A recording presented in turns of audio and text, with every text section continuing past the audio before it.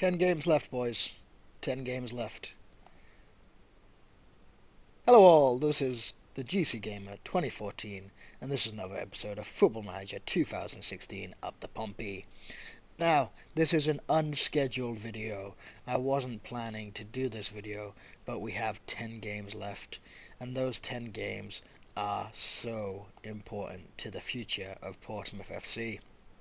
In the previous episode, I said that I would be happy with a 12th to 18th place finish anywhere in that section, and we are currently sitting in 9th with 10 games of the season left, and we have 8 points away from Sunderland. We have been on a good run of form, and the best part about that is that we just beat Sunderland 3-0 with Delator, Ryan Kent and Joe Welsh getting the goal. Talking about Joe Welsh, who is Christian Burgess again? I don't really know, because the first game that we didn't have Christian Burgess played against Oldham. Welsh got an 8.3 average rating with a goal, and then he's continued to play well to get an 8.7 rating against Sunderland and another goal. So, who is Christian Burgess? What were we worried about in the last episode? Who knows? Who knows? But from the last episode we played Portsmouth. We lost 4-1. At least Labyad got on the score sheet for his first goal of the club since coming in the January transfer window. Delator continued his good form with a goal to win against Leeds, a goal to contribute towards the win against Millwall, with Jordan Siabatu, our other first choice striker, scoring the second goal.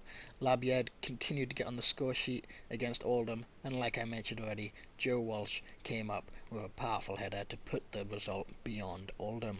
We lost with a little blip against Bournemouth. Bournemouth are a very good club, but unfortunately we just couldn't beat the third placed team in the Sky Bet Championship.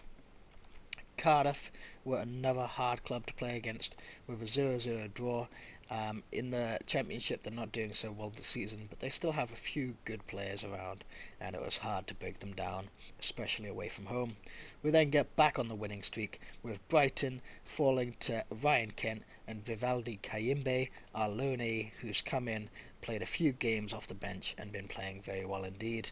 And then Delator, Ryan Kent, who's been excellent recently, and Joe Welsh rooting Sunderland away from home and really putting the cat amongst the pigeons and saying, hey, Portsmouth might be in this race yet, especially when we're only 8 points away from Sunderland and there's 10 games of the season left. So those 10 games coming up, we have Middlesbrough at home, Bristol City at home, Yeovil away, Blackburn at home, Brentford away, Huddersfield at home, Leicester away, Ipswich at home, Everton away, and we finish the season at at home against Sheffield United.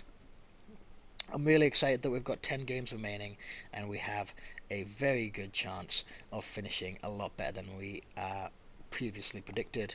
Our board are so happy that I am untouchable. Literally, do not touch me. Okay, don't touch me. Our wage budget has gone down as well, which means if I wanted to, I could increase our transfer budget, but I'm more likely going to use that wage budget to do things like try and sign this player. Real Madrid's Ruffoni. He's playing for Castilla, which is the Real Madrid development team in the Spanish Second Division B1. He has great potential ability. He could be a very good Premier Division striker in the future. He's very one-footed, but he has some very good attributes for an advanced forward. Dribbling, finishing, both very good. Crossing, not so much, which an advanced forward can sometimes use, because sometimes they get into the channels and put the ball in the box. But acceleration is decent, as well as those other key stats apart from his passing and work rate. So we wouldn't be expecting him to get too many assists and play more like a poacher and just get the goals. So I'm trying to sign him. I wouldn't have to give any compensation.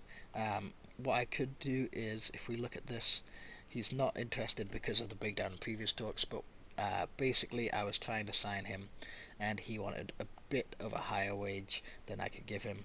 So I'm still looking at him as a potential player to come in on a free transfer. I've been scouting him for a while now, and yeah, basically I've been keen to bring him in. The other player I've been scouting a little bit is Ryan Mason. So Ryan Mason is a good player for Tottenham, but his contract expires. Now I can't offer him anywhere near the wages he's on at Tottenham, but perhaps if his contract continues to expire and run down, I might be able to get Ryan Mason, who would be an excellent signing for the Sky Bet Championship. Apart from that, I haven't been thinking too much about the future because I've just been looking at hopefully getting into the Premier League. So this is just a short episode to show you what's currently happening. I'm super excited by the prospect of getting into the Premier League. I still don't know if we'll be able to do it, but just the fact that we're ninth right now and that we're on a good run of form gives me just a little inkling that perhaps we'll do better than expected. And remember, I wanted anywhere between 12th and 18th for the season. Obviously, the higher the better.